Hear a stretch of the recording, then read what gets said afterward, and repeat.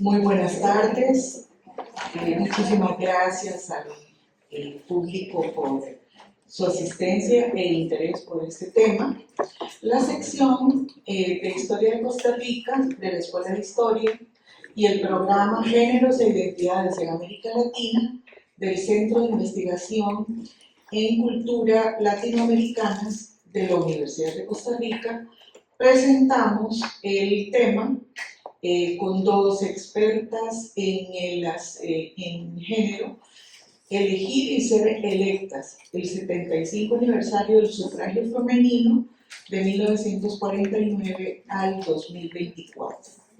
En esta ocasión vamos a contar con la presencia de la doctora Eugenia Rodríguez Sáenz, catedrática de la Escuela de Historia, coordinadora del programa de Géneros e Identidades del CIICLA de la Universidad de Costa Rica, y la máster Ciani Morales Bejarano de la Escuela de Estudios Generales de la sede de Occidente de la Universidad de Costa Rica. Me toca a mí, Elizabeth Payne Iglesias, de la Escuela de Historia, coordinar este programa. Vamos a comenzar con la doctora Eugenia Rodríguez Sáenz. Ella es catedrática de la Escuela de Historia y coordinadora del programa Géneros e Identidades en América Latina del CIICLA de la Universidad de Costa Rica. Va a presentar el tema Ángela Acuña, la conquista del sufragio femenino y la cuota de 1890 a 1954. Eugenia Rodríguez tiene un currículum bastante extenso, pero bueno, les voy a hacer un resumen. Es doctora en Historia por la Universidad de Indiana, Bloomington, catedrática de la Escuela de Historia e investigadora y coordinadora del programa de Géneros e Identidades en América Latina del CIICLA, Centro de Investigación en Identidad y Cultura Latinoamericanas, para que nos quede claro qué es el CIICLA, porque a menudo pues solo escuchamos las siglas. También fue catedrática Humboldt en el año 2016 por la Universidad de Costa Rica. Ha sido coordinadora de la sección de Historia y Género del Congreso Centroamericano de Historia, 1996 al 2024, y autora de muchas publicaciones, entre ellas son muy importantes más en la actualidad: Matrimonio, Familia, Relaciones de Pareja, Divorcio, Abuso Sexual, Movimientos Feministas, Sufragistas y la Participación Política y Ciudadana Femenina en Centroamérica, con énfasis en Costa Rica. Tiene numerosas publicaciones como la mujer en Centroamérica en la época de la independencia, publicada en Oxford. También Historia de las mujeres y de género en Costa Rica, publicada por la editorial de la Universidad de Costa Rica. Mujeres y el Partido Comunista de Costa Rica, Feminismo y Conquista del Sufragio Femenino, Igualdad, Cuota y Paridad en Costa Rica, 1990-2022, y Enfrentando las Leyes Electorales, Lucha, Conquista y Aprobación del Sufragio Femenino en Costa Rica, por la Universidad de Nuevo México en Estados Unidos. Estas son las pocas y resumidas líneas del currículum de Eugenia Rodríguez, así que vamos a escuchar a la doctora Rodríguez media hora y bueno, empezamos.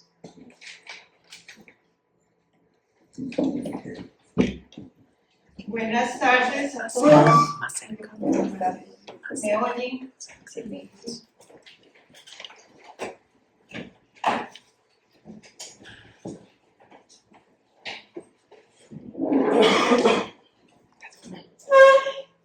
Buenas tardes a todos. Muchas gracias por la participación en esta actividad sobre el 75 aniversario del sufragio femenino en Costa Rica.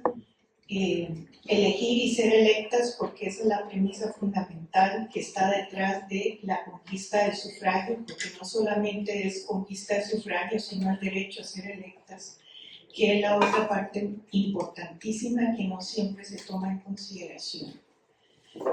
El día de hoy yo les voy a exponer esta presentación sobre Ángel Acuña, el sufragio femenino y la cuota 1890-1954. Como ven, aquí hay una caricatura de 1924 que ilustra cómo era en la prensa la visualización negativa de lo que es el voto femenino, donde se invierten los roles de género si las mujeres van a participar en la política y ejercer el voto. Con excepción de la Constitución de 1848, se estableció en su artículo 9 que solo los hombres tenían derechos electorales a principios del siglo XX, y la ley electoral costarricense en 1903 estableció por primera vez en términos explícitos que a las personas mentalmente incapacitadas, a los criminales y a las mujeres no se les permitía votar. Esta ley tan discriminatoria y sexista estuvo vigente hasta el 20 de junio de 1949, cuando se promulgó el sufragio femenino. En el contexto de crecientes debates feministas y sufragistas con las primeras propuestas del sufragio femenino enviadas al Congreso en la década de 1920, destaca el artículo de Sara Casal, Feminismo y la mujer costarricense, publicado en enero de 1924. Ella enunció que esas mujeres que no quieren el voto ignoran que existe una afrentosa lista en nuestra ley electoral, la de 1913, en la que se coloca a la mujer de último, entre los que no pueden votar, equiparándolo con los locos, incapacitados mentalmente, criminales por simples y graves delitos, enjuiciados, sordomudos, insolventes y por último las mujeres. Tales argumentos adquieren vigencia en el contexto de esta celebración del 75 aniversario de la conquista del sufragio femenino, en donde, como decíamos, las mujeres no solo conquistaron el sufragio universal y la conversión, sino también la conversión en ciudadanas legales con derechos a ser postuladas y electas en cargos de elección popular. Esto no fue, por lo tanto, el resultado de una simple concesión, sino de un complejo y arduo proceso lleno de avances y retrocesos. Entre 1890 y 1949 se presentaron 14 propuestas para aprobar el sufragio femenino, de las cuales los diputados solo votaron 4. 1917, 1925, 1945 y 1949. Y en este complejo proceso se pueden distinguir 3 grandes etapas. La primera etapa, entre 1890 y 1910, se caracterizó por el inicio de los debates periodísticos en torno a la cuestión femenina. Se plantearon entonces las primeras reformas ante el Congreso para equiparar los derechos sociopolíticos de las mujeres con respecto a los hombres. Aquí lo interesante es que en este periodo también parece que la primera vez que un presidente planteó lo de la necesidad del voto femenino fue José Joaquín Rodríguez en un discurso en 1890.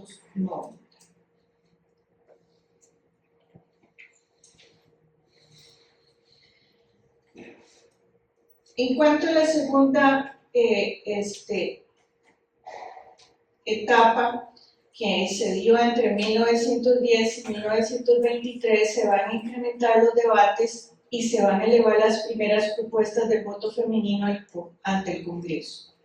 A partir de la década de 1910, el movimiento obrero intervino en las discusiones sobre la cuestión femenina, lo cual propició una participación más visible de las mujeres en la política. En esta etapa, Ángel Acuña destacó como la primera mujer que impartió conferencias y publicó artículos a favor del movimiento feminista y sufragista. Además, las mujeres destacaron en las movilizaciones en 1919 contra la dictadura de Federico Tinoco en el periodo de 1917 a 1919. Por último, entre 1923 y 1949 inicia la tercera etapa en la cual las mujeres incrementaron su participación en los debates sobre el voto femenino, en los partidos políticos y en los movimientos en la defensa de los derechos civiles y político-electorales. Durante esta etapa se va a organizar el movimiento feminista con la fundación de la Liga Feminista en 1923 y también se va a fundar el Partido Reformista y el Comunista en 1931, los cuales van a propiciar una mayor integración femenina en las luchas políticas.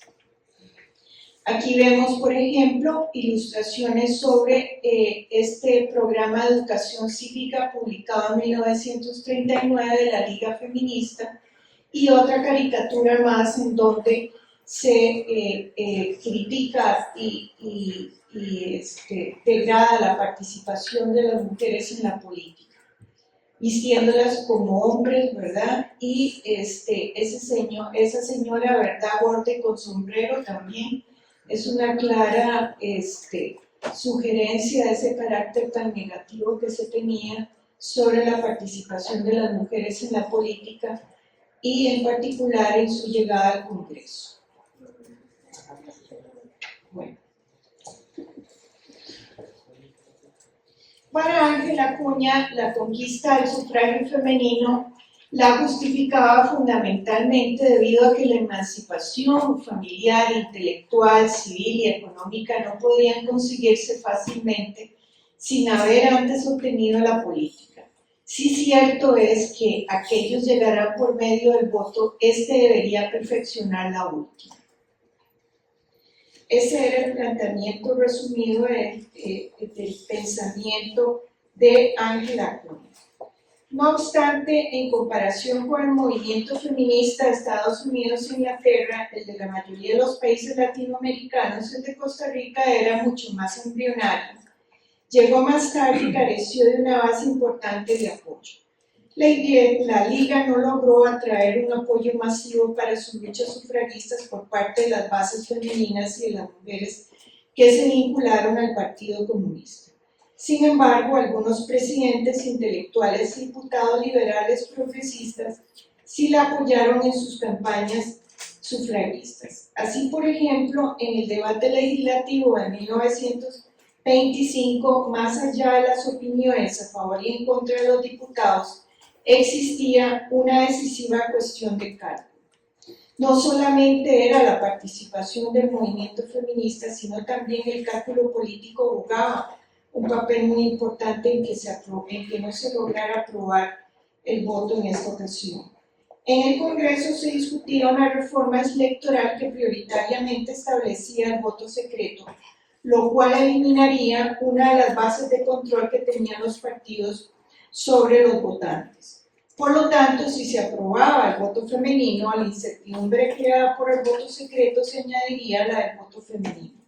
Y esto iría a duplicar el tamaño del electorado para las próximas elecciones.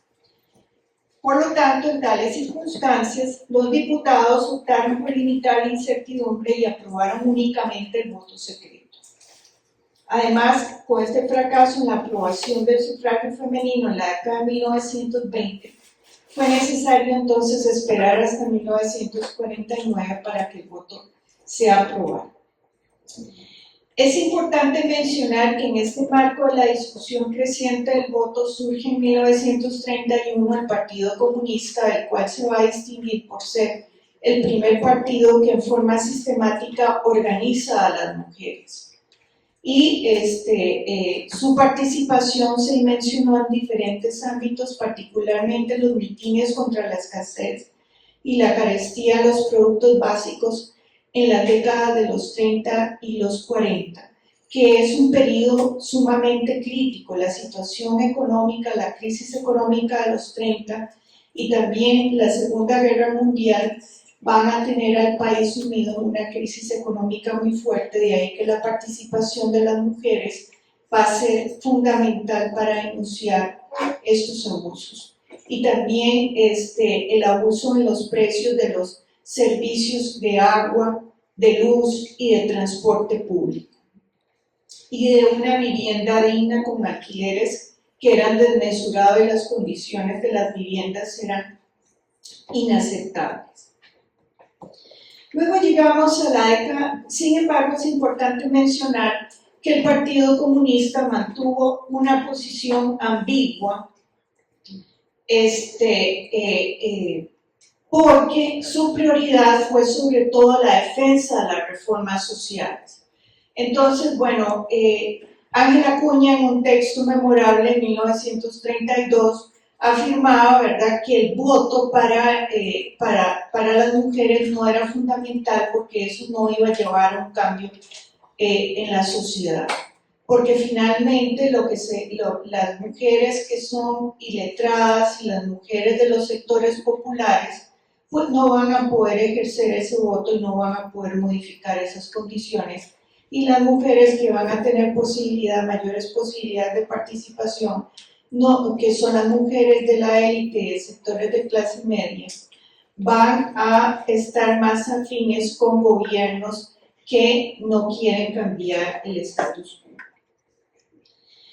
Bueno, es importante mencionar también que en esta década del 40, entonces el partido va a crear, en este proceso de organización, va a crear la Unión de Mujeres del Pueblo en 1947, y luego vamos a hablar de la Alianza de Mujeres Costarricenses, la Unión de Mujeres Carmelita, que se transforma en Alianza de Mujeres Costarricenses en 1952. Aquí tenemos una fotografía del Comité Nacional de la Unión de Mujeres del Pueblo, creada en 1949, donde vemos en la fotografía a Carmen Lira y otras compañeras. En este proceso también debemos señalar que en la década de 1940 se da un proceso de creciente polarización política, propiciado y profundizado sobre todo por la alianza entre el Partido Comunista y el Partido Republicano Nacional, los calderonistas. Entonces, en ese proceso vamos a ver diferentes movilizaciones de mujeres que van a luchar por los derechos electorales. Primero va a ser en el movimiento del 15 de mayo de 1943 y luego del 2 de agosto de 1947, donde tenemos esta fotografía que nos ilustra esas mujeres movilizándose en las calles para defender los derechos políticos y electorales, pero fundamentalmente de los hombres. Y elegir la pureza del sufragio de cara a las elecciones de 1948, donde nuevamente se iba a postular Calderón Guardia. Después de la Guerra Civil de 1948 hubo un reacomodo de las fuerzas políticas que va a favorecer la aprobación por parte de la Asamblea Constituyente del sufragio femenino, y también del derecho a ser electas las mujeres en puestos de elección popular.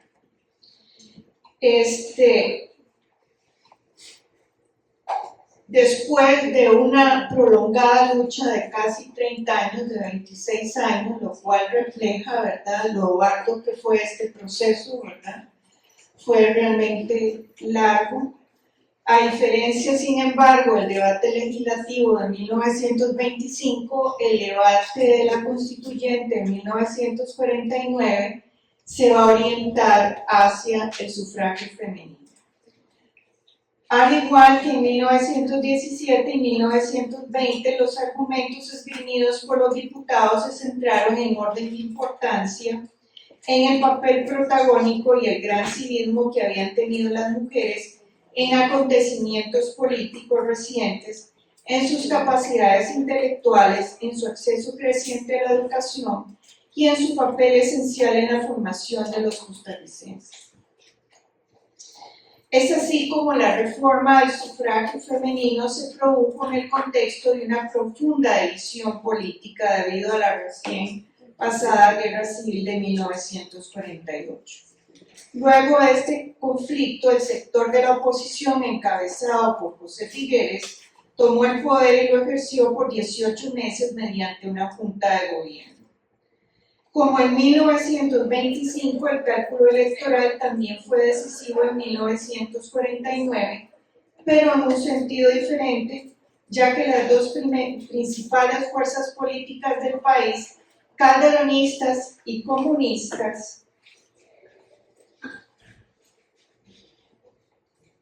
habían sido desarticuladas.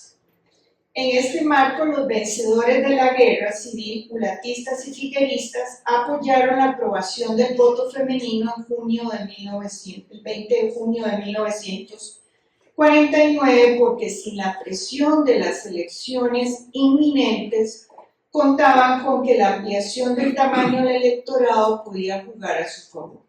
Así, no sorprende que los partidarios de la Unión Nacional y el Socialdemócrata apoyaran con el 85% de los votos el sufragio femenino, la aprobación del sufragio femenino en 1949. Algunos años después, Ángel Acuña sostuvo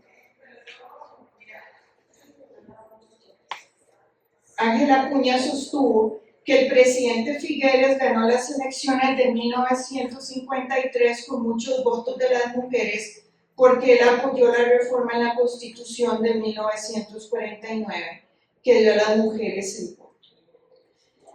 Lo importante aquí es pasar la página también para analizar un poco qué fue lo que pasó después de la conquista del sufragio femenino.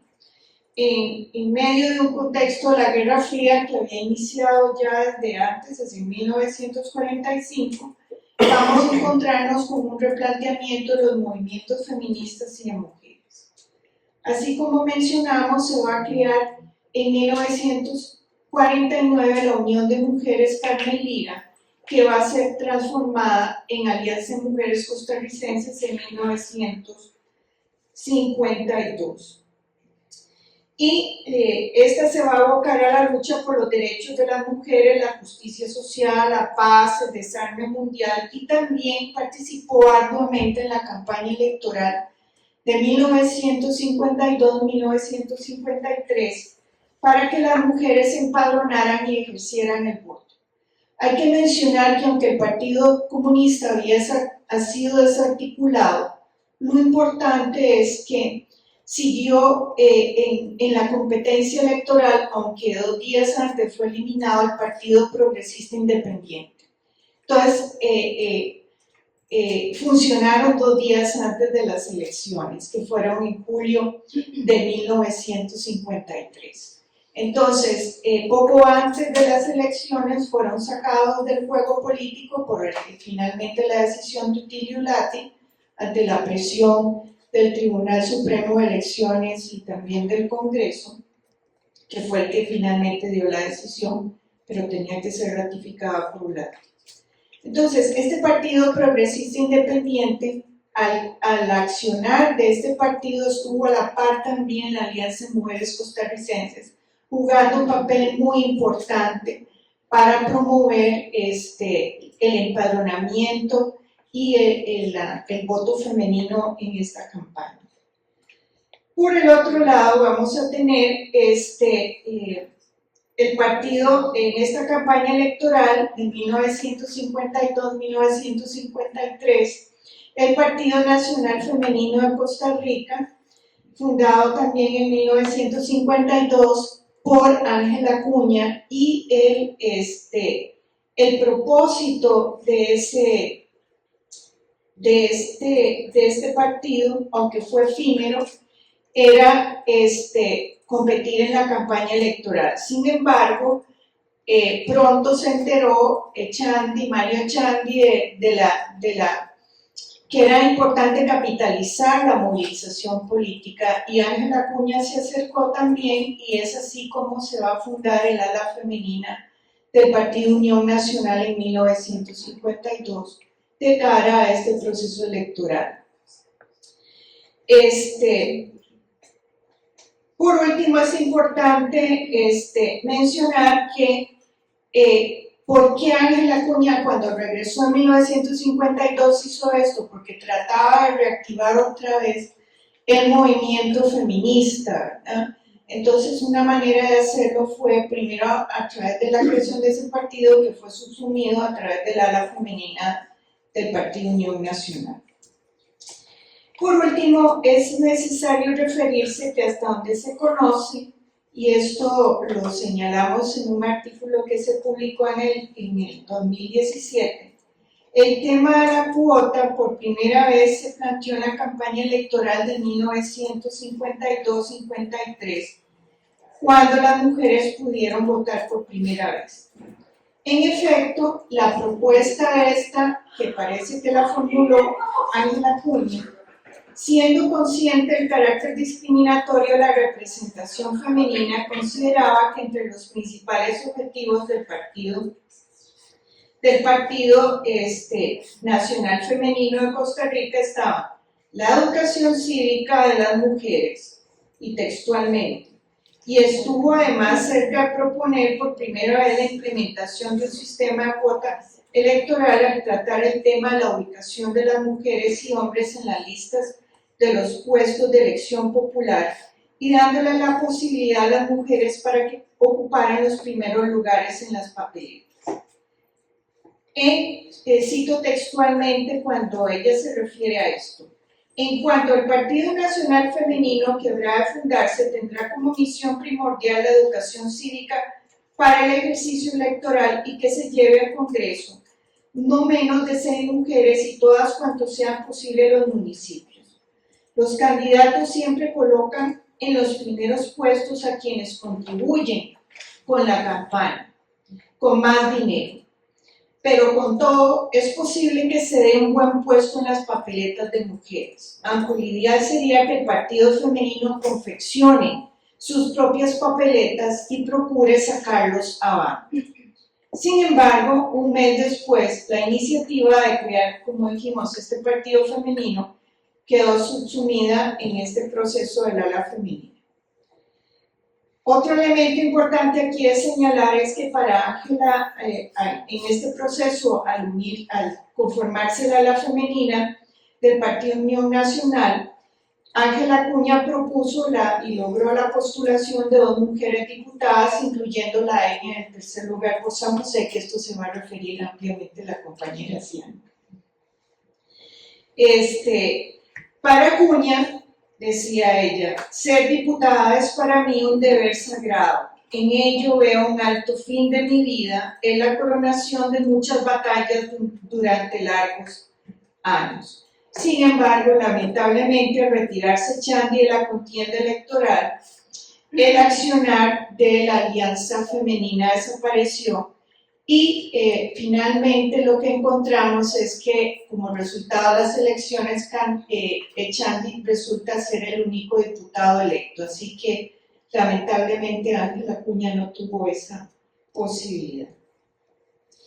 Sin embargo, aparte de que ella, bueno, después de haber hecho, digamos, esto que puede considerarse la primera vez que se nombra una cuota, ¿verdad?, de representación de las diputadas, pues Ángel Acuña no volvió a insistir con su propuesta en la designación paritaria de las mujeres en puestos de poder en su artículo "Nuestros derechos nos interesan a las feministas", alegando que las mujeres no deben pensar que todo está al alcance de su mano. Conquistarse derechos cuando empieza en realidad su labor efectiva en la conquista por la aprobación de principios jurídico-políticos que las beneficien o puedan beneficiarlas en el futuro.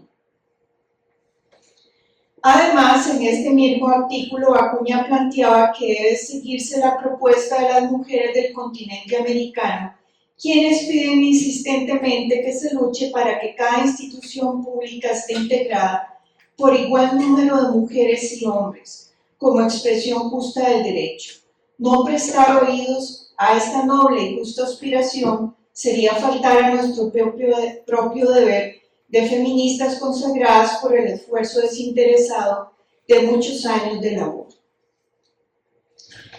Bueno, es interesante que, con base también en el estudio, el artículo que publicó Ciani Morales, este planteamiento de Acuña parece una crisis a la postura contraria a las diputadas de María Teresa Obregón y de Ana Rosa Chacón, que también era su cuñada y había formado parte de la Liga Feminista, pero que eran diputadas electas del PLN. Ellas se opusieron al proyecto del diputado Mario Chan de 1954, que planteaba la designación de una mujer en el puesto de la dirección del INBU, y que, como Ciani ha destacado, se puede considerar la primera propuesta de un proyecto de ley, ¿verdad?, para permitir la representación de las mujeres. Bueno, ya terminamos, agradecemos mucho, ya terminamos. Entonces ya terminamos con esto, cerramos nuestra participación y le vamos a dar la palabra entonces a nuestra compañera Eliseo.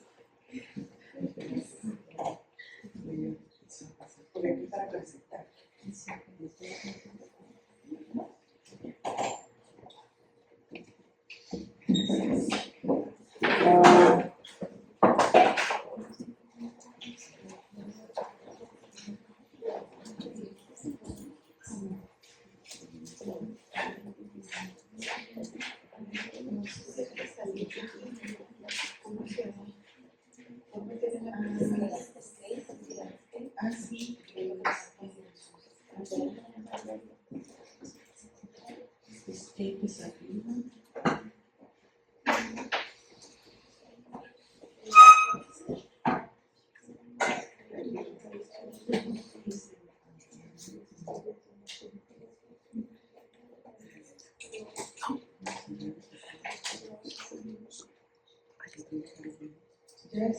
Ya está.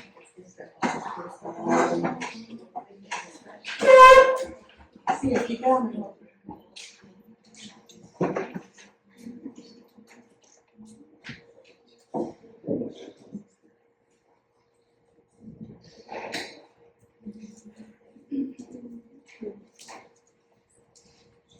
A continuación, tengo el gusto de presentarles a la máster Ciani Morales Bejarano, docente de la sede Occidente de la Universidad de Costa Rica. El tema que va a tratar Ciani es la aprobación del sufragio universal un 20 de junio de 1949, puerta de entrada de las mujeres a los partidos políticos, 1953-1990.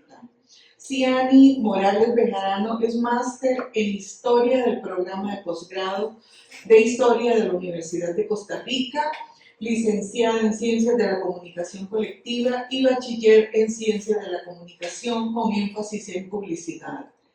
En la actualidad se encuentra cursando el doctorado en Historia de la Universidad de Costa Rica. Es investigadora asociada del Connect Caribbean, Orígenes del Mundo Moderno, inscrito por el Centro de Investigaciones Históricas de la América Central. Sus áreas de interés en comunicación, la historia de las mujeres y la participación política la participación de las mujeres en política. Publicaciones: Derechos políticos de las mujeres, una incipiente acción afirmativa en Costa Rica, 1954, representación mediática de las 3 primeras diputadas de Costa Rica, 1953-58. Tiene un tema muy interesante, la minifalda, objeto de disputa en la prensa costarricense en los años 60 por el Centro de Investigaciones en Comunicación, 2024, y Mujer y Política, disputas en la prensa costarricense en los años 60, Centro de Investigaciones en Comunicación de la Universidad de Costa Rica. Así que los dejo con Ciani. Buenas tardes a quienes nos acompañan y muchísimas gracias a la Escuela de Historia por esta invitación a discutir sobre este tema a propósito del 75 año de la aprobación del sufragio universal, que es un derecho muy valioso para las mujeres de Costa Rica, pero sin duda para la democracia costarricense. Esos son los términos en que tenemos que pensar. He denominado esta ponencia la aprobación del sufragio universal un 20 de junio de 1949, puerta de entrada a las mujeres al intrincado mundo de los partidos políticos, periodo 1953-1990. Y quiero hacer dos aclaraciones importantes. La primera es que hablo de puerta de entrada, entendiendo que esa puerta de entrada se intentó abrir, como ya nos lo ha explicado la doctora Rodríguez en varias ocasiones, pero es hasta este año, en 1949, cuando finalmente la abrimos. Ahora lo vamos a poner entre comillas porque es una apertura relativa, ¿verdad? Porque después vamos a ver que vamos a tener que seguir haciendo otros esfuerzos en función de lograr la paridad. Por otra parte, tal vez también nos podemos servir de lo que plantea la magistrada Eugenia María Zamora en un texto de su autoría del año 2018 para que comprendamos cuántas veces tocamos esa puerta. Al hacer un balance nos dice que desde la independencia en 1821 y hasta 1947 se conocieron en el país 8 iniciativas relacionadas con los derechos políticos de las mujeres, discursos políticos de 3 presidentes, al menos 2 proyectos de constitución política y varios proyectos de ley. Para la exposición, básicamente lo organizada en estas 3 líneas. Vamos a trabajar brevemente la Agencia de las Mujeres. Después vamos a ver cambios en la dinámica electoral para visibilizar algunos indicadores importantes y después nos vamos a centrar en el intricado mundo de los partidos políticos. En cuanto a la Agencia de las Mujeres, en la consecución de sus derechos me gustaría retomar el trabajo de la Liga Feminista. Ya la doctora Rodríguez ha hecho un avance significativo, pero básicamente me voy a servir de 2 noticias. Por favor, ubiquémonos en la parte derecha de la diapositiva. Tenemos una noticia que anuncia la fundación de la Liga Feminista Costarricense como sección de la Liga Internacional de Mujeres Ibéricas e Hispanoamericanas. Es decir, esta liga nace en la coyuntura de una iniciativa que busca congregar a mujeres hispanoamericanas porque habían tenido muy baja participación en la primera conferencia panamericana de mujeres de 1922. Entonces, estamos frente a una iniciativa transnacional que se va a convertir en un elemento muy importante para conquistar nuevos derechos. Ahora ubiquémonos en la segunda noticia.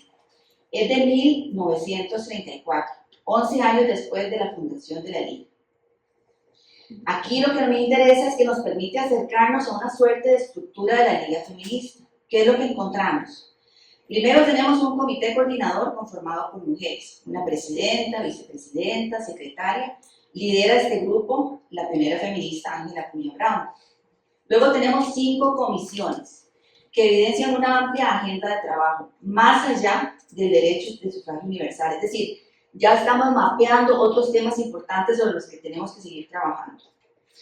En estas comisiones, además, vean que trabajan mujeres, pero también hombres, docentes, una abogada, abogados, doctores, un expresidente de la República, periodistas, escritoras, escritores. Es algo que Ángela Acuña va a subrayar en varias ocasiones.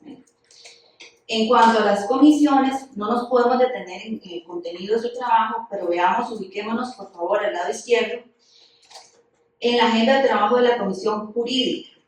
Vean que en el primer renglón está derechos civiles y políticos, pero también están otros temas, como la nacionalización de la mujer casada, el subsidio a la familia, la situación de la madre soltera, la investigación de la paternidad. Y así podríamos seguir enumerando los otros temas que también resultaron importantes. Ahora sí, llegamos al año 1949. Veníamos de un largo periodo de reformas electorales, de una convulsa década de 1940. Se estaba en un contexto de guerra fría y de guerra civil, que dio paso a una junta fundadora de la Segunda República. Esta junta, a 2 meses de la guerra, en mayo de 1948, encarga a una comisión integrada por sociólogos, economistas, juristas y políticos la redacción de un proyecto que, al considerar los derechos políticos de las mujeres, planteaba lo siguiente, que era importante, y abro comillas, elevar a rango de precepto constitucional algunas disposiciones que no podían quedar expuestas a las contingencias de su reforma o derogatoria en cualquier momento, como sería el otorgamiento del derecho activo y pasivo del sufragio a las mujeres costarricenses.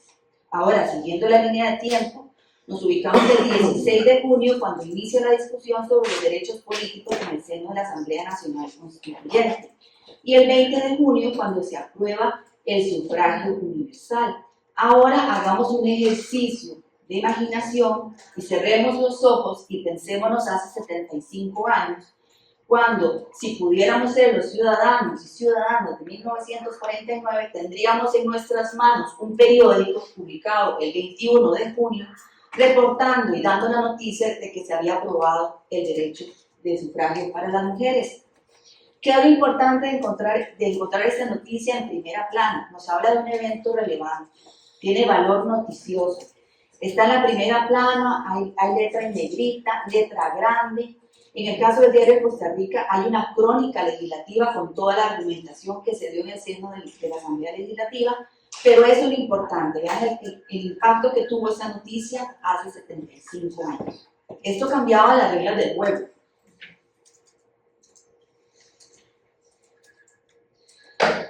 Ahora bien, pasamos al segundo punto. Ya teníamos el derecho de sufragio. ¿Cómo nos organizamos? Para el Tribunal Supremo de Elecciones y el Registro Civil era todo un desafío. Dos actores destacados en este proceso, como he dicho, es el Tribunal y el Registro. En lo que corresponde a las mujeres, acreditarlas significaba, entre otras cosas, emitir un número significativo de documentos de identidad. Para eso, previamente, las mujeres habían tenido que llenar una solicitud y se esperaba poder tomar fotografías, que al final se tuvo que liberar ese requisito. ¿Qué más significaba? Incluir a las nuevas votantes en el padrón electoral, invitar a las mujeres de manera reiterada con avisos publicados en la prensa a verificar que efectivamente habían sido integradas al padrón electoral. Y además implicaba desarrollar campañas de capacitación para explicar cómo votar. Algo que no nos podemos imaginar hoy. Ya hoy como mujeres sabemos cómo votar, nadie nos lo tiene que enseñar. Bueno, tuvimos que empezar por ahí, ¿verdad? Al acercarse a los comicios, el Tribunal y el Registro Civil fueron blanco de críticas por frecuentes errores en la emisión de las cédulas de identidad, por atrasos en la entrega, porque el horario era muy limitado. Las oficinas abrían desde 8 de la mañana a las 4 de la tarde, entonces recibieron reclamos de obreras, de las empleadas de comercio y de servicio doméstico. En respuesta, el Tribunal y el Registro dispusieron oficinas para atender exclusivamente las solicitudes de las mujeres. La gran cantidad de votantes, que llegó a 294.016 personas, sobrepasó la capacidad del Tribunal, que solicitó al Congreso recursos adicionales para el pago de horas extra y cubrir gastos de la elaboración de las cédulas. La discusión en el Congreso se prolongó al punto de que un grupo de mujeres empezó a presionar para que se aprobara el dinero. Además, ofrecieron trabajar de forma gratuita con el Registro Civil para emitir las cédulas. Ante la compleja logística, se estableció una comisión especial parlamentaria para analizar las medidas. Otros actores que entraron en juego en cuanto al proceso de acreditación de las mujeres fueron la Comisión Interamericana y las salas femeninas. La CIM creó un comité para colaborar sin miras partidistas con el Registro Civil en el proceso de empadronamiento. Aquí tenemos una imagen. Este grupo visitó lugares de trabajo para explicar la importancia del sufragio universal y la necesidad de aprender el correcto modo de ejercer el voto.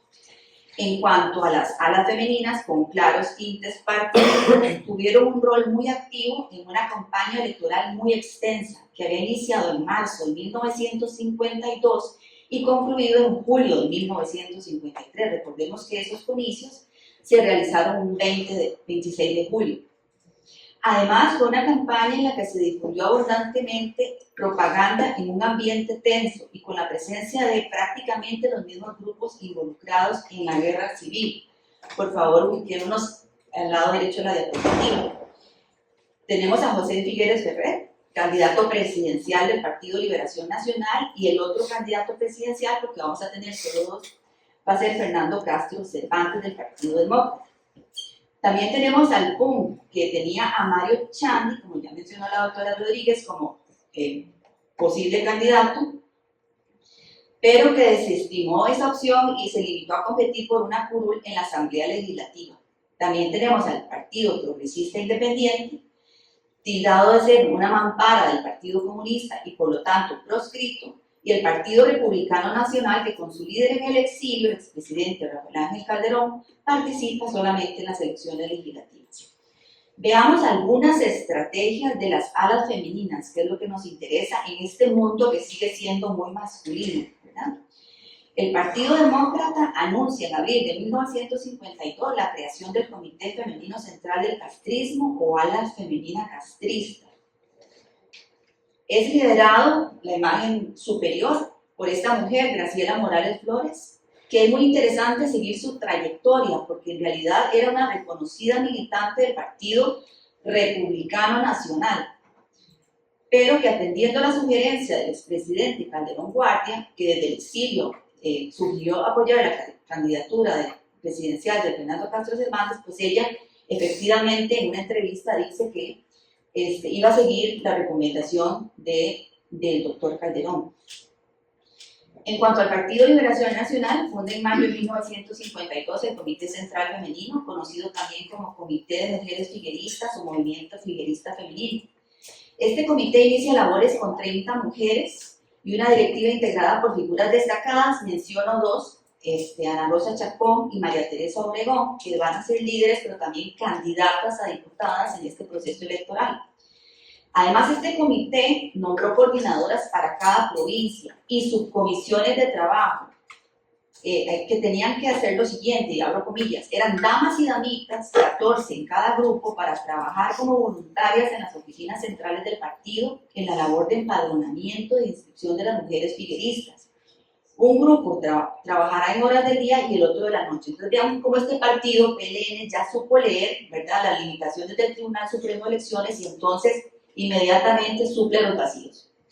La fotografía que vemos ahí registra una reunión de mujeres organizada en un barrio de la capital a la que asistió la candidata diputada Ana Rosa Chacón para practicar, literalmente llevaban fórmulas para practicar cómo se ejercía el sufragio, porque era tan importante no solo enseñarles, sino garantizarnos que ese voto fuera emitido de manera correcta para evitar votos nulos, ¿verdad?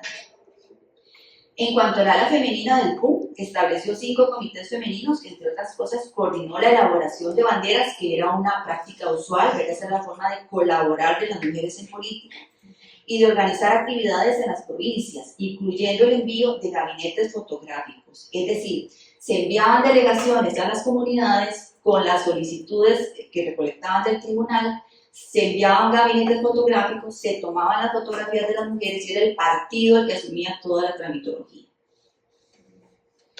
La dimisión de Mario Chandi a la candidatura presidencial planteó un reto al ala femenina del PUM. Sus integrantes expresaron en febrero de 1953 su deseo de participar con su propia papeleta legislativa.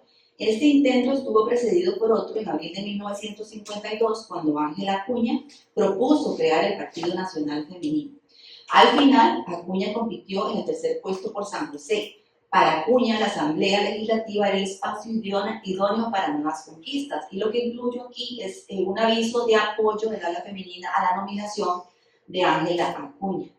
Finalmente, tenemos a los dos grandes vencidos de la Guerra Civil, el Partido Progresista Independiente, proscrito, pero que a pesar de esto, todavía 2 días antes vemos a algunas mujeres colaborando, visitando comunidades, y también tenemos el Partido Republicano Nacional, que realmente sí no organizó, no, por lo menos no he encontrado una huella visible de trabajo organizado de mujeres.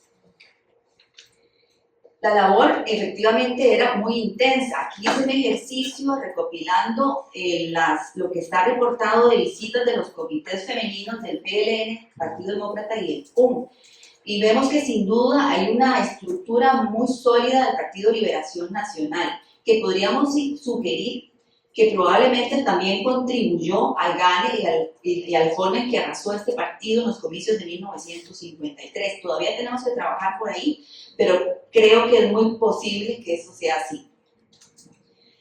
Bien, ahora nos ubicamos en el día de las elecciones. Llegamos un 26 de julio de 1953 y nos vamos a encontrar con estas 3 papeletas donde hay mujeres por primera vez. En San José tenemos 5 candidatas, en Alajuela vamos a tener una y en Guanacaste otra. Vemos la oferta política de ese año, 3 partidos inscritos a escala nacional, el Partido Demócrata, el PUN y el PLN, y 2 a escala provincial. ¿Quiénes aparecen inscritas en las papeletas? Del Partido Progresista Independiente tenemos a María Odely Solano, que de golpe queda excluida de la competencia electoral por la ilegalización del partido. Luego tenemos por el Partido Unión Nacional a 2 mujeres, la abogada Ángela Acuña Brown, la primera feminista de la que hemos venido hablando, y la educadora guanacasteca Gloria Melbe Achí. Por el Partido Demócrata vamos a tener a la ya mencionada Graciela Morales Flores, y por el PLN tenemos por San José a Ana Rosa Chacón, María Teresa Obregón y a Estela Quesada. Por Alajuela, en el primer puesto por Alajuela, que fue referenciado por la prensa como un hito histórico. Para que una mujer fuera candidata y que además estuviera en el primer lugar de una nómina de un partido político era hacer varias rupturas. Habría que agregar que la experiencia política de las mujeres, de estas mujeres, sobre todo me refiero a las liberacionistas, que son las 3 que finalmente van a llegar a la Asamblea Legislativa como diputadas, jugó a su favor. Ana Rosa Chacón y María Teresa Obregón lideraron protestas en la primera mitad del siglo XX, así como organizaciones feministas y cívicas. María Teresa Obregón, al referirse a su candidatura, consideraba que al ser una figura pública era crucial en esa coyuntura. Afirmaba, abro comillas, se necesitó el nombre honorable de una mujer bien conocida en el país, ahí está el mío, cierro comillas.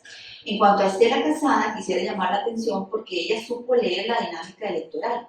Al hacer una reflexión en una entrevista del año 2010, nos comenta lo siguiente: la campaña electoral fue muy dura. Había que trasladarse en un jeepcillo que no llegaba generalmente al lugar de destino y entonces se debía caminar o andar a caballo. Esto fue considerado por algunos candidatos a diputados profesionales, dice ella, como muy riesgoso y preferían no ir. Entonces yo me apuntaba y fui a todas las asambleas que pude, estructurando la posibilidad de obtener yo la nominación. Esto es interesante, ¿verdad? Entender cómo se implementaron distintas estrategias. Ahora bien, ¿qué es lo que nos encontramos en términos de rupturas? Ese 26 de julio por primera vez vemos a mujeres ejerciendo el voto, acercándose a las urnas. Pero también vemos a 3 mujeres electas diputadas. Por primera vez vamos a ver mujeres como protagonistas en la Asamblea Legislativa, un espacio de gran relevancia por todos los cambios que se pueden hacer ahí. Van a ser además sujetas de noticias, van a ser entrevistadas, se les van a hacer reportajes, van a ser visibles a través de notas, a través de fotografías. Y también vamos a ver otra ruptura importante el 2 de noviembre cuando asumen ya su cargo, su curul en la Asamblea Legislativa, porque las vamos a ver como parte de una bancada de partido, van a estar haciendo uso de la palabra por derecho propio en el recinto legislativo, y Estela Quesada hace una ruptura adicional porque es electa como prosecretaria del directorio legislativo. Eso es lo que vamos a ver a partir de ahora, rupturas. ¿Qué pasa en los siguientes procesos electorales? Analizando los procesos de 1953 a 1990, lo que podemos decir es que encontramos a 700 mujeres que intentaron y postularon sus nombres en ese periodo. Es decir, no te quiero proponer sus nombres para ser candidatas.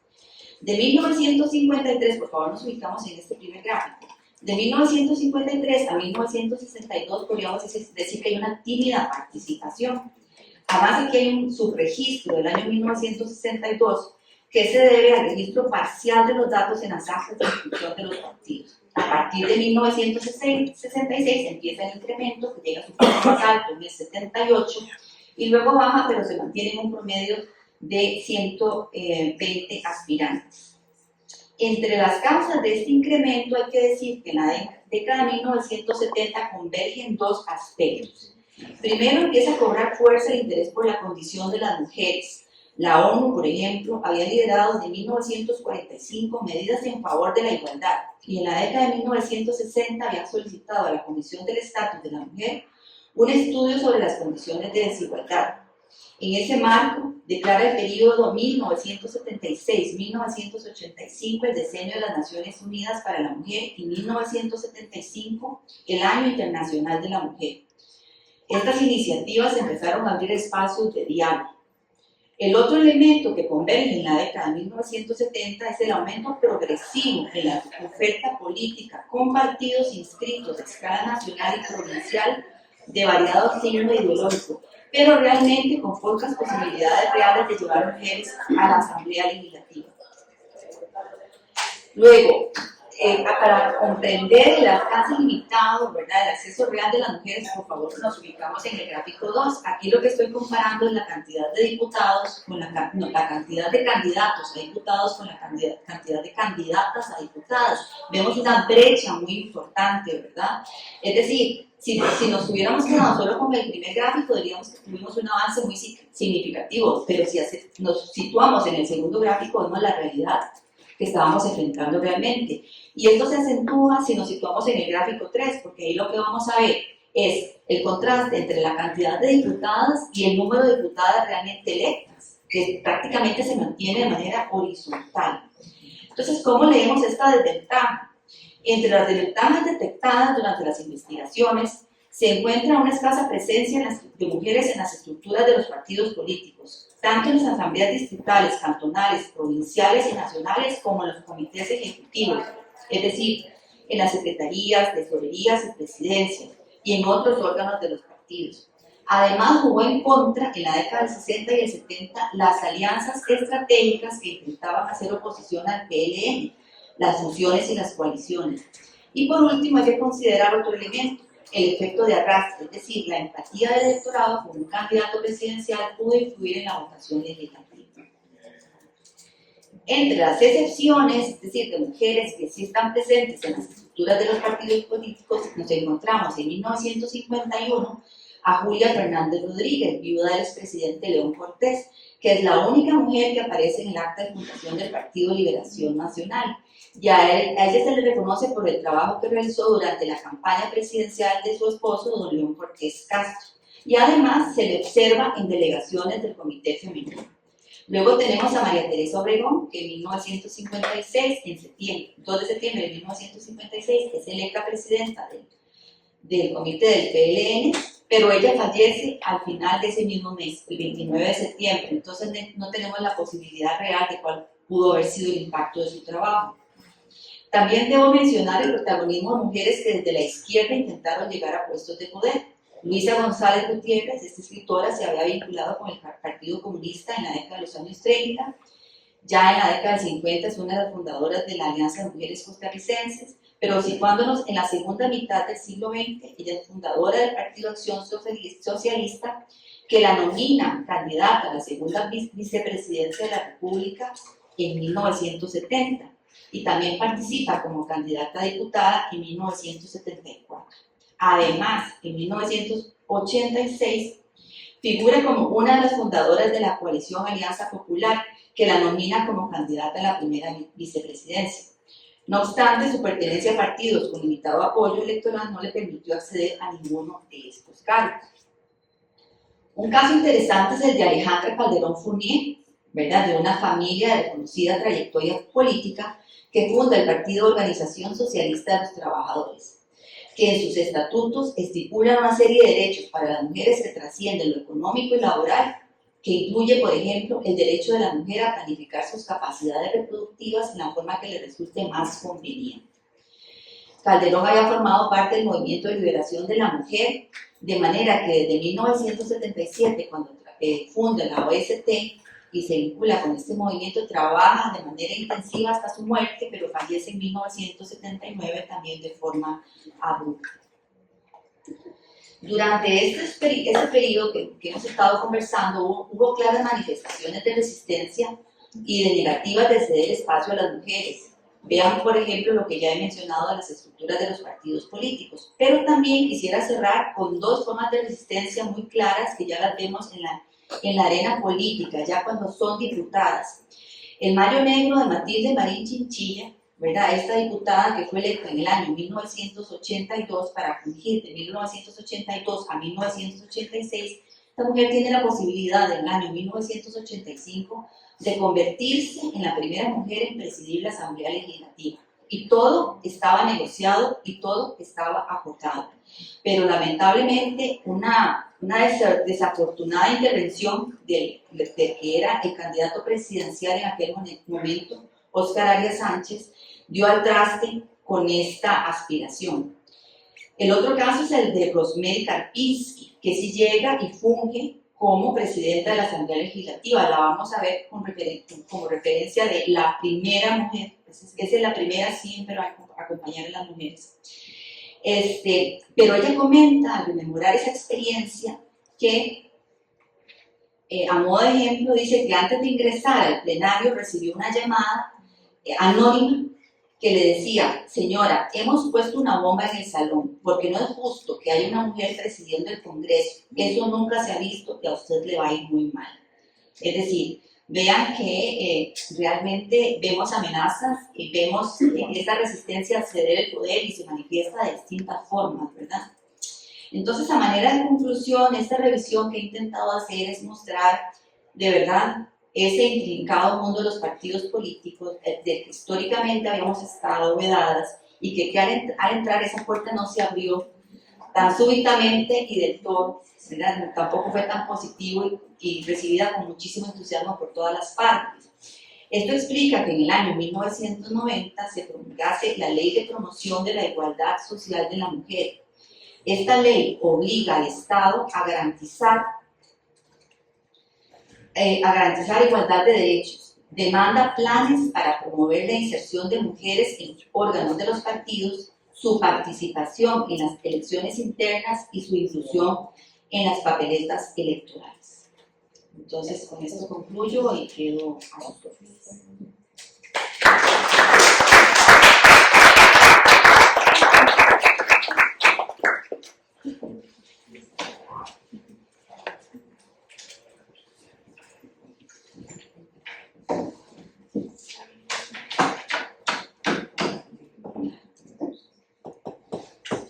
Muchísimas gracias. Y realmente le agradezco a las dos ponentes por el excelente manejo del tiempo, ¿verdad? Eso es muy, muy importante en estos eventos. Bueno, aquí hay muchísima información en el contexto general, desde los años 40 hasta el 2024. Hay ejemplos de lucha, como lo señaló Eugenia, atrasos, adelantos, rupturas y cercanías, en fin, participación de muchos sectores sociales, de grupos medios, de obreras, de sectores habitantes femeninas de medios urbanos. También muestra la existencia de proyectos sociales y políticos realmente relevantes. Y bueno, partidos políticos, unos en la legalidad, otros que no. Sin embargo, pues la gente continúa luchando por la participación femenina hasta donde nos quedamos, 1990, por ejemplo, lo último que acaba de explicar Ciami. Bueno, es importante, dado que tenemos tantos estudiantes y personas estudiantes en general, que tomen en cuenta los pasos seguidos para obtener el sufragio femenino, esas rupturas, esos cambios, el papel de los medios de comunicación son fundamentales, como ustedes lo vieron, y la idiosincrasia general del costarricense de la época. Bueno, yo abro con este breve resumen un momento de preguntas, comentarios.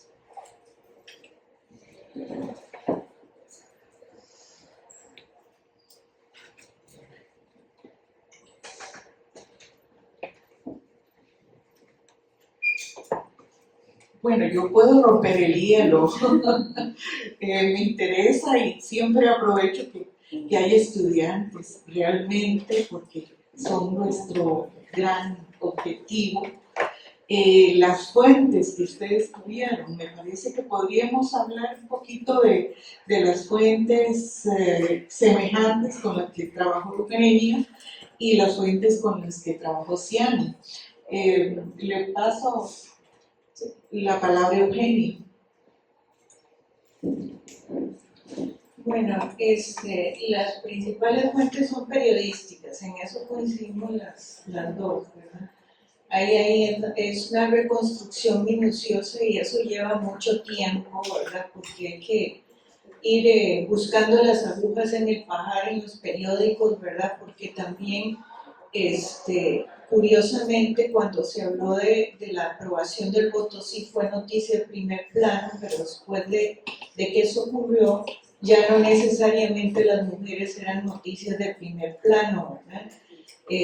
Parecieran invisibles, ¿verdad? Y en las otras campañas políticas, o sea, yo creo que eso lo señala Ciani en sus investigaciones, en sus tesis, eso queda muy claro. En el caso mío, yo básicamente también utilicé los debates legislativos para analizar las propuestas sobre el voto y diferentes fuentes sobre la elección de las diputadas también, las actas también, donde se concerta la fundación de eso. Otro elemento importante es que, bueno, aunque yo no lo hice referencia, pero Ciani sí se refirió a esto. Yo hice un trabajo sobre el partido, la reconstrucción del comité femenino del Partido Liberación Nacional, y ahí lo que hicimos fue reconstruir a través de todas las firmas de adhesiones la participación y cómo se fue conformando la estructura de este comité femenino nacional y sus diferentes comités a nivel nacional. Entonces, no solamente es ese tipo de noticias, sino también los anuncios que también sacaron los partidos políticos en la campaña, ¿verdad? Lo que son otra fuente original para reconstruir cómo se fueron conformando esas estructuras que fueron fundamentales, en este caso para el gane también del Partido Liberación Nacional. En fin, es un gran reto también porque no siempre va a encontrar uno las voces de ellas, o sea, ese es el otro elemento, que son las noticias, pero no necesariamente están ellas opinando en esas noticias, ¿verdad? Están subsumidas en las noticias y eso hace difícil realmente reconstruir cómo vieron esa experiencia todas esas mujeres, ¿verdad? Entonces, es una visión intermediada, ¿verdad? Por el periodista, por el enfoque que hacía el periodista, porque eran hombres, mayoritariamente los que hacían este enfoque, que eso es lo que yo creo que nos va a explicar Ciani. El otro elemento también que se descubre, que también de esto ha hecho un trabajo Janet Martínez. Otra fuente son las caricaturas. Las caricaturas también son otro elemento importante para reconstruir cómo era representada la participación política de las mujeres y analizar los diferentes estereotipos sobre las mujeres y la participación política y el discurso fuertemente violento y agresivo que había, no solamente negativo, sino agresivo, contra el hecho de que las mujeres se osaran participar en la política, ¿no? La representación simbólica, dice, como dicen, las imágenes dicen, tienen la virtud de que una imagen vale más que 1000 palabras, ¿verdad? Como dicen por ahí. Claro que hay muchas interpretaciones que le podemos hacer a las imágenes, por supuesto, pero también nos evidencia cuál era también el ambiente ahí, ¿verdad? Que podía reinar en torno a ese tema tan polémico porque era la subversión de los roles y sobre todo el poder político que tenían en el ámbito político los varones. Y las mujeres pues eran una amenaza, definitivamente en este ámbito, ¿verdad? Era replantear también el poder de los partidos políticos en el Congreso y no podían dejar eso, no podían permitir que las mujeres aumentaran la incertidumbre, ¿verdad?, en un Congreso. Así que bueno, 3 mujeres diputadas al principio, ¿verdad?, pues es significativo porque es histórico, pero no necesariamente iban a ser una amenaza, ¿verdad?, para ese poder masculino mayoritario que reinó en el Congreso, por lo menos en la primera vez en las elecciones de 1953.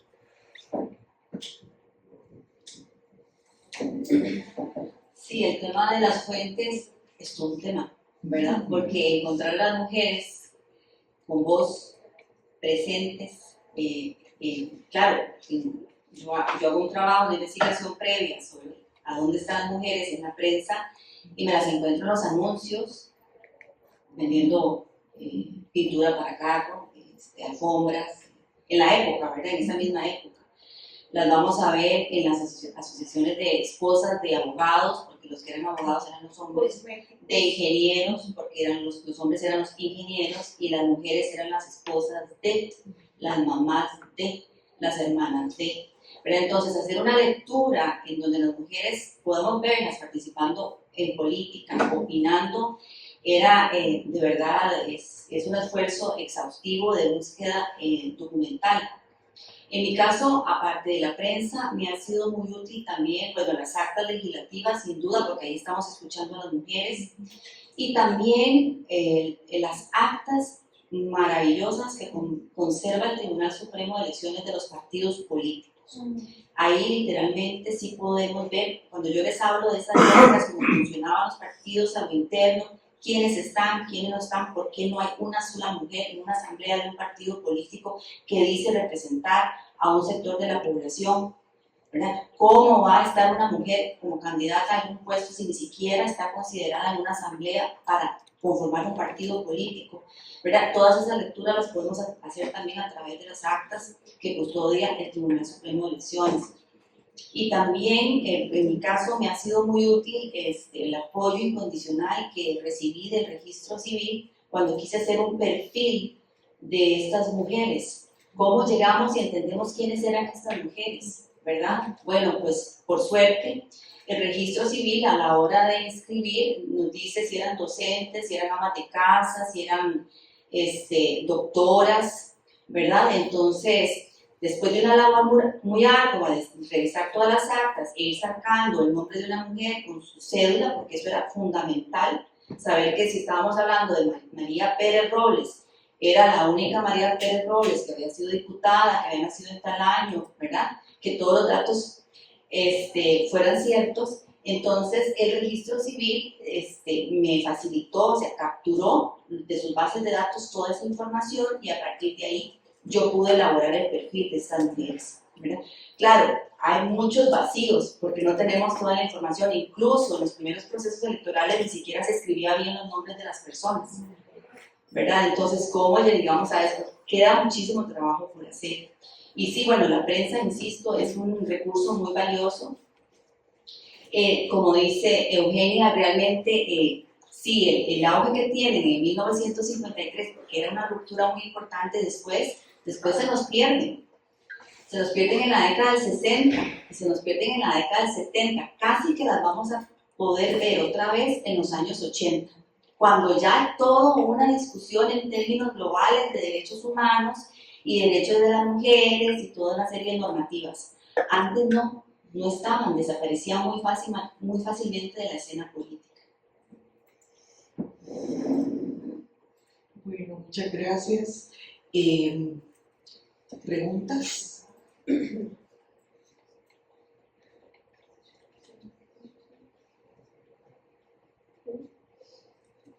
no tengo una pregunta, pero tengo una observación, porque si no me equivoco, fue en la presentación de la profesora Eugenia, que habría como un cómic, no sé, una imagen de la mujer sentada leyendo el periódico y el hombre con el chiquito dándole de comer y a la par con algo para limpiar el piso.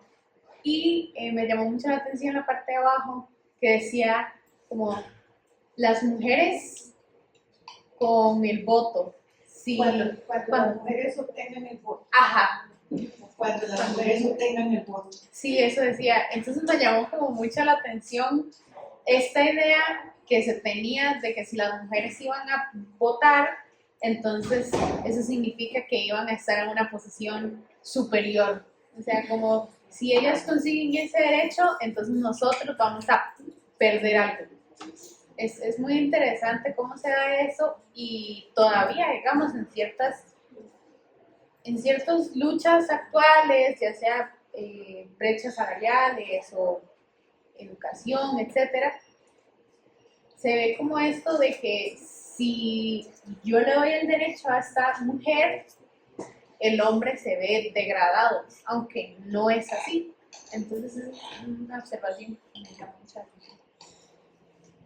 Sí, bueno, ahí en esa imagen lo que básicamente se supone la subversión de los roles de género, ¿verdad? Si las mujeres participan en política y obtienen el voto, entonces el hombre va a quedar en los oficios domésticos, ¿verdad? Y atendiendo a los niños, etcétera, ¿verdad? Esa es básicamente la imagen que está ahí, que es lo mismo que se reproduce también en el artículo de Janet Martínez, que por cierto vimos en el curso. También de las caricaturas, ¿verdad?, sobre la participación política. Así que hay una constante aquí, o sea, es interesante ver esa constante, ¿verdad?, de la subversión de los roles de género. Todavía se dice en otra forma en las mismas curules, los mismos diputados, todavía actualmente, en muchas formas lo dicen, ¿verdad?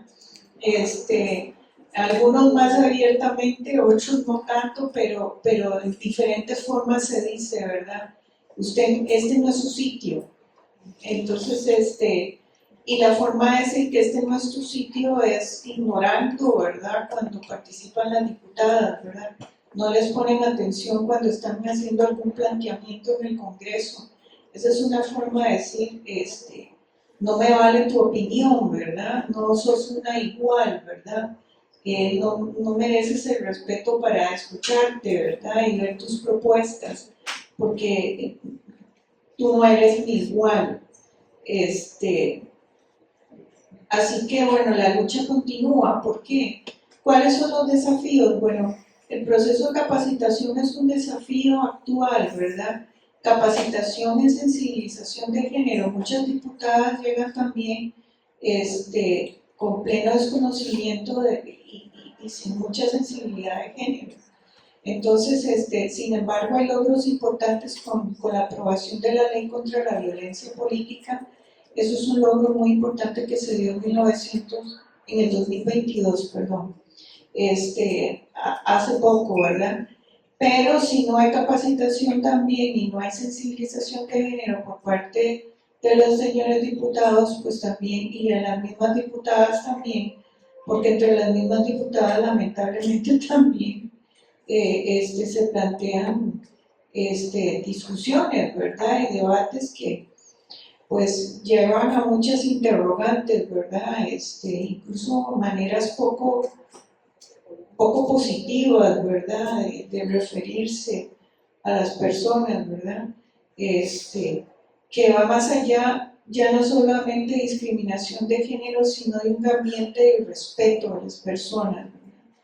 Que va relacionado con los derechos humanos, y que en un recinto como el Congreso eso debería estar en primer plano, y sin embargo vemos que eso hay un proceso de degradación también en ese sentido, ¿verdad? El poco respeto que hay ante las personas, ¿verdad? Más allá de, digamos, que sea hombre o mujer, es una cuestión de respeto, de escucha respetuosa, ¿verdad? Que debe existir en un ambiente de altura, ¿verdad? Pero desgraciadamente también vemos que eso se ha perdido en el ambiente de la política, ¿verdad? Ya no solamente en el Congreso, porque en el Congreso lo que pasa es que como se graban las sesiones, ¿verdad? Entonces uno puede ver, y lo ponen también en las noticias, ¿verdad? Parte de esos momentos, ¿verdad? Álgidos, uno tiene ahora más conocimiento de qué es lo que pasa ahí, de cómo se maneja. Y cuando lo importante es que a qué se llega a un congreso, a discutir proyectos y a discutir problemas. Pero de repente todo ha cambiado, mucho ha cambiado en ese otro nivel, ¿verdad? En donde eso debería estar en un primer plano, porque para poder resolver los problemas de un país, pues hay que hacerlos con escucha y con respeto. Y lamentablemente eso no está sucediendo actualmente.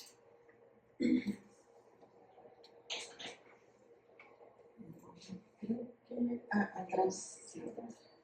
Bueno, buenas noches, muchas gracias a las tres por la charla. Yo quería comentar primero una cosa para ver lo que me mencionaba. Justo ayer hablaba con una exdiputada en torno a la discusión de la ley de violencia política y ella comentaba una anécdota un poco impactante y es como cuando se estaba discutiendo ese proyecto de ley, los diputados de ese momento pues se reunieron todos juntos en el cafetín a discutir sobre la barbaridad que estaban por aprobar y cómo eso les iba a limitar, porque según relata ella misma, la diputada, pues uno se podría decir, bueno, es que si ahora usted está diciendo algo que a mí no me parece, yo no la puedo decir que es estúpido lo que usted está diciendo. Y ella decía, no, es que eso es violencia política. Esa es la violencia política. Entonces, pues es un ejemplo muy reciente de que pese a toda esta magnífica trayectoria que ha tenido la historia de las mujeres, en donde las luchas han sido constantes y demás, pues al día de hoy, hace unos minutos atrás, sigue siendo un tema que no ha sido superado. Y lo otro que quería comentar es que, bueno, el tema de esta convocatoria es elegir y ser electas. Y si lo vemos en retrospectiva de los hechos que ustedes han relatado, pues desde el voto femenino, la aprobación del voto femenino en 1949, tuvieron que pasar 6 décadas para que una mujer llegara a presidir este país y posiblemente vayan a pasar otras 6, porque creo que a la señora expresidenta Laura Chinchilla, pues más allá de los temas de política como tal, se le han hecho más grandes los señalamientos solo por su condición de mujer, ¿verdad? Entonces, pues es un poco desesperanzador ver cómo posiblemente vayan a pasar muchos años más antes de que otra mujer vuelva a llegar al poder. Yo, en mi posición de mujer y como feminista, desearía que no fuera así, pero tampoco es algo que podemos decir que va a suceder en el futuro inmediato.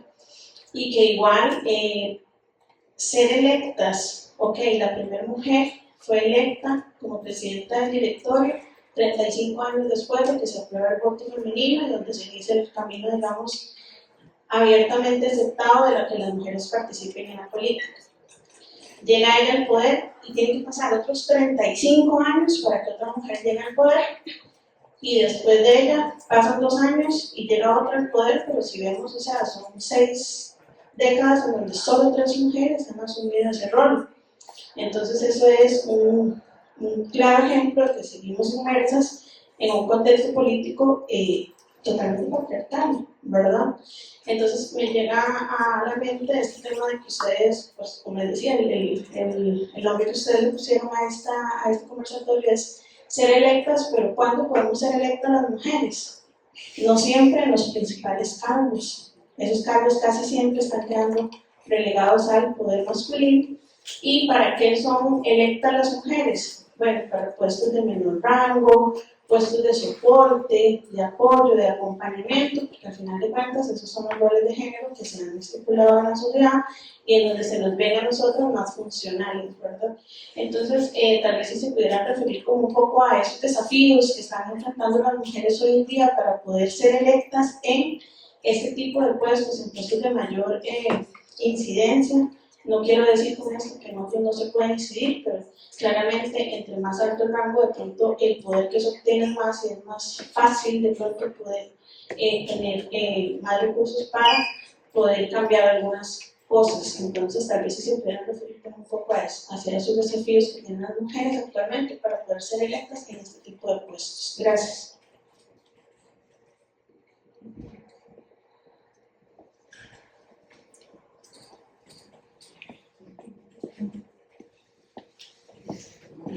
Sí, efectivamente, el tema también pasa por lo cultural, ¿verdad? Porque cuando se aprueba el sufragio universal, las mismas diputadas, cuando se propone una moción, por ejemplo, de asegurar un puesto por ley para una mujer, en ese trabajo que hace referencia a Eugenia, en la junta directiva de lo que conocemos hoy como INO, las mismas diputadas lo votan negativo. Y cuando a ellas se les entrevista, que tenemos las maravillosas entrevistas, lo que nos dicen es que ya se aprobó la ley, ya tenemos los mismos derechos, porque ya tenemos el sufragio universal. Entonces, que eso bastaba, era suficiente, y que ya no había diferencias entre hombres y mujeres. Esa creencia la hemos arrastrado por décadas, y es de muy difícil erosión. Porque creemos que con la ley es suficiente, cuando llevar la teoría a la práctica es lo más difícil, ¿verdad? Porque a la hora de hacer la revisión, por lo menos de los procesos electorales que yo he estudiado, las formas de resistencia, yo les cité aquí algunas, pero hay otras, ¿verdad? Recuerdo, por ejemplo, en los años 80, que un grupo de mujeres del PLN había quedado para reunirse un sábado para crear una iniciativa de mujeres para mujeres, y simple y sencillamente llegaron al Balcón Verde y les dijeron que no se abría los sábados el Balcón Verde, el lugar, ¿verdad? Y entonces cuando preguntaron que por qué, que si siempre se abría, ¿cuál era el problema? No, es que de las altas esferas se había girado la orden de que los sábados, a partir de ese sábado, no se iba a abrir, ¿verdad? Entonces era una forma de decir, aquí no hay campo para reorganizarse y reagruparse. Y hay muchísimas formas, ¿verdad? Es que no hay que llegar a la violencia, ¿verdad? Las formas sutiles a veces tienen más éxito, ¿verdad? Yo, por ejemplo, con la aprobación de esta ley del año 2022, aunque lamentable, me pareció muy valiosa porque está sacando a la luz un tema que se manejó por décadas en la Asamblea Legislativa y de la que la gente volvía la cara porque negaba que eso estuviera ocurriendo, porque es más fácil hacer como que eso no está pasando, simplemente volver a ver para otro lado o negar que este tipo de actitudes caracterizan el ambiente del primer poder de la República, en donde lo que se tiene que discutir son temas determinantes para el bien vivir de todos y de todas, ¿verdad? Entonces yo me alegré muchísimo de que finalmente esta ley pasara, pero también nos pone en evidencia la cantidad de desafíos que están ahí, ¿verdad? Que empezaron ni siquiera, puedo decir que en 1949, tendríamos que irnos más atrás, porque es un tema cultural. Así como está esa caricatura que compartió la doctora Rodríguez, tenemos otras, muchísimas, ¿verdad? Que son formas de resistencia de quienes se sienten amenazados, ¿verdad? Bueno, pero la tarea es seguir formándose y seguirse preparando para estar a la altura de las demandas.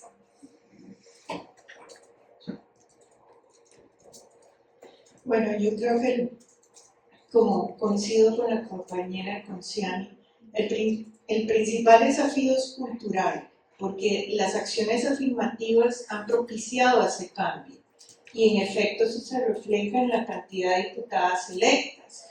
Incluso ahora que hicieron esa sustitución con una diputada nueva ya alcanzamos el 49% de la representación femenina, porque un diputado renunció. Pero el problema es que los números, ¿verdad?, no nos dicen en realidad cómo es esa participación, ese reconocimiento realmente de las mujeres. Y no solamente es violencia política de parte del sector masculino, es también de parte de las mismas señoras diputadas, y esto también tenemos que tener bien claro eso, ¿verdad? Mayoritariamente del sector masculino, sí, pero también de las mismas señoras diputadas. ¿Por qué? Por toda esta necesidad de hacer ese cambio cultural, ¿verdad?, que está ahí. Por eso la capacitación resulta muy importante.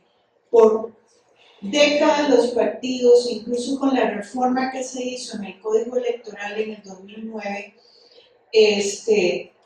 y anteriormente también de dar financiamiento para que los partidos capacitaran fundamentalmente a las mujeres, este rubro no es utilizado por los partidos políticos y no hay ninguna sanción para obligar a los partidos políticos a que inviertan ese dinero.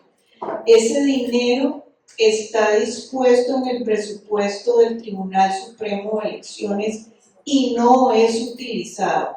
Son millones de colones que están siendo desperdiciados ahí.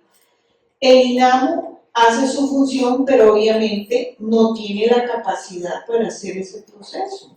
O sea, no puede cubrir todas las necesidades de capacitación, porque eso implicaría que un cambio profundo, ¿verdad?, en las estructuras de poder. Y los partidos políticos no están interesados en hacer ese cambio. Si las mujeres son capacitadas y empoderadas, más mujeres van a estar desafiando el poder masculino.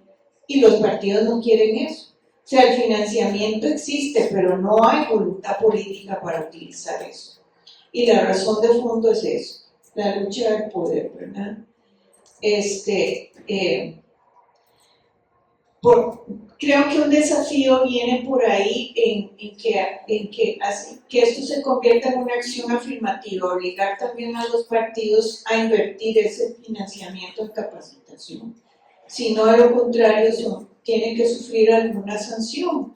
Así como no cumplen, digamos, si no cumplen con las nóminas de inscripción de las candidatas a diputadas como es requerido según el Código Electoral del 2009, entonces los partidos automáticamente no pueden ser inscritos en ninguna, ni en elecciones municipales ni en elecciones nacionales si no cumplen con esos requisitos. Pero ese tipo de sanciones no las vemos aplicadas en ese mismo ámbito. Eso para mí sería una base para llevar un cambio cultural importante, ¿verdad?, con ese tipo de acciones. La capacitación para mí es clave aquí, para propiciar ese cambio sociocultural. Ese es un desafío. La ley de violencia política, hay bastantes logros. Las legislaciones afirmativas han jugado un papel fundamental en que definitivamente la cantidad de mujeres diputadas electas se ha elevado significativamente gracias al impacto que han tenido esas legislaciones afirmativas. Aunque al principio no, en 1998 la cuota no llegó a lo estipulado por los problemas que tenían, las omisiones que hubo, y luego se dieron las aclaraciones y las medidas correctivas. Lo mismo ocurrió en las elecciones del 2014 y en las del 2010 en las elecciones municipales y en las elecciones nacionales del 2014 cuando se aplicó por primera vez la paridad. Entonces, una vez hechas las medidas correctivas, ahí estamos viendo el impacto, ¿verdad?, que ha habido eso en el número, pero no debemos quedarnos con el número. El desafío es el cambio sociocultural que aquí debe propiciarse, ¿verdad? Si eso no ocurre, no vamos a ver cambios efectivos, ¿verdad?, en un poder paritario, en el ejercicio de un poder paritario en el Congreso y en cualquier instancia política al interior de los partidos y cualquier otra instancia política de la que pueda surgir, ¿verdad? Muchas gracias.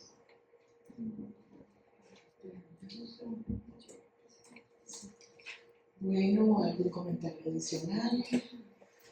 Sí, yo quería comentar que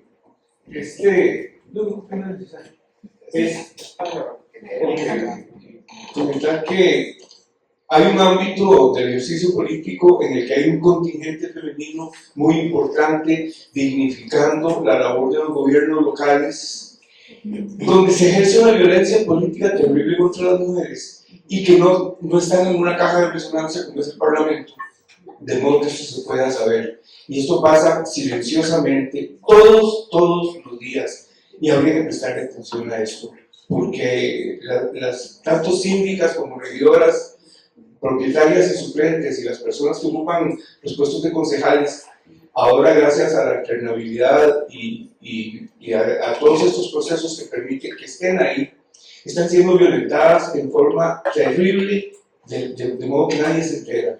Y son las personas que están dignificando el gobierno local, que es el que más inmediatamente incide en la vida de cada uno de nosotros.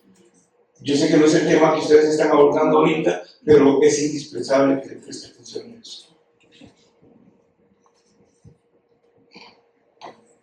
Totalmente de acuerdo con Roberto, ¿verdad? Esta es otra parte, ¿verdad? Yo me referí solo al Congreso y yo creo que es muy importante que él haya mencionado este aspecto, ¿verdad? A nivel municipal tenemos que los principales puestos de poder son 80% ocupados por hombres, las alcaldías, ¿verdad? Mientras que el resto de los puestos son ocupados por mujeres. Pero aparte de esto, la problemática de la violencia política es una problemática mucho más profunda y diaria, ¿verdad? ¿Por qué? Porque esto implica un trabajo diario en las comunidades, ¿verdad? Y las que salen a trabajar en las comunidades, y es el ámbito que sí le reconoce como una parte o como una extensión del ámbito doméstico de la comunidad, ¿verdad? Por eso las mujeres no siempre reconocen que participan en política cuando accionan a nivel de la comunidad por los servicios de educación, del agua, del transporte, etcétera. Pero qué más político que eso, ¿verdad? Aunque no necesariamente sea una noción política de política tradicional, ¿verdad? Pero definitivamente es ahí donde vamos a encontrar más a las mujeres. Históricamente siempre ha sido así. Las que salen a la calle contra la especulación y la pobreza, la vivienda, a favor de la vivienda, la educación y los servicios son las mujeres. Siempre ha sido así. Y es por eso que en el ámbito municipal vamos a encontrar históricamente más, y en los gobiernos locales vamos a encontrar más el accionar femenino, pero desgraciadamente en esas circunstancias, ¿verdad? De violencia que impiden un ambiente óptimo, ¿verdad? De trabajo, ¿verdad? Por rencillas acerca del poder, ¿verdad?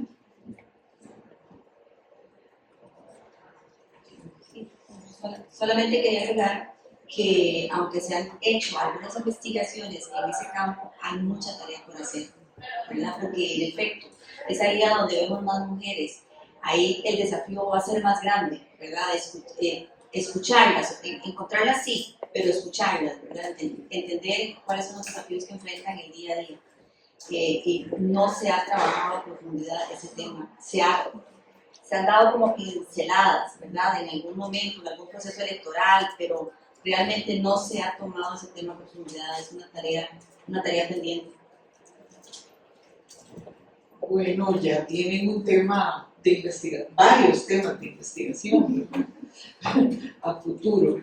Quiero agradecer, antes de terminar, primero a las excelentes ponentes, tanto a Ciani como a Eugenia, profesores de la Universidad de Costa Rica, agradecerle al doctor Alejandro Bonilla por su gran apoyo, y a Eduardo Segura y a Nicolás por el apoyo también a nivel de la atención. Muchísimas gracias y bueno, pensamos